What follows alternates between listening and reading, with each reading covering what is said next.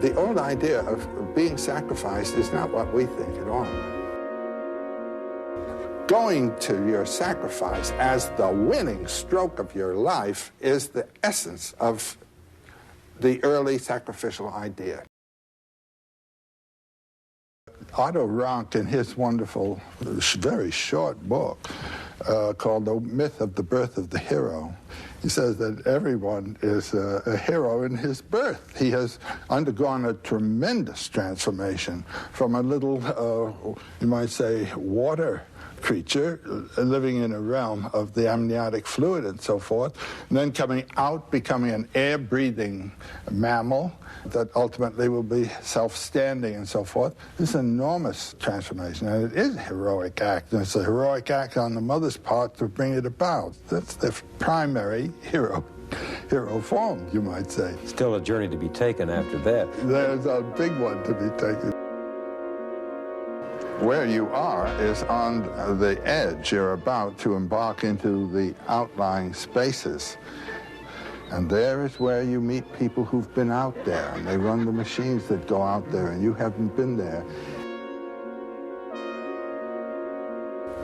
The achievement of the hero is one that he is ready for, and it's really a manifestation of his character. And it's amusing the way in which the landscape and the conditions of the environment match the readiness of the hero. The adventure that he's ready for is the one that he gets. But then this can be seen also in the simple initiation ritual, where a child has to give up his childhood and become an adult, has to die, you might say, to its infantile personality and psyche, and come back as a self-responsible adult. It's a fundamental experience that everyone has to undergo.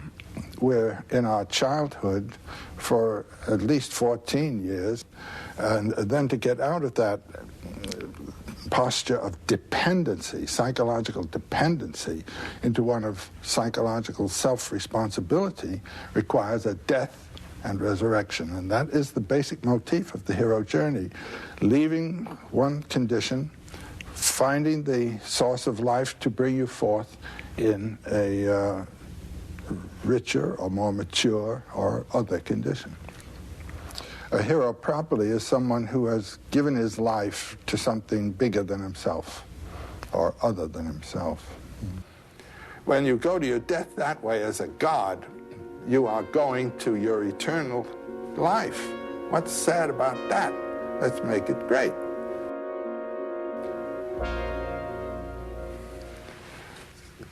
That's the message of the myth. You, as you know yourself, are not the final term of your being. And you must die to that one way or another, in giving of yourself to something or in being annihilated, actually, physically, to return, you might say, or to recognize. Life is always on the edge of death, always. And one should lack fear and have the courage of life. That's the principal initiation of all of the heroic stories.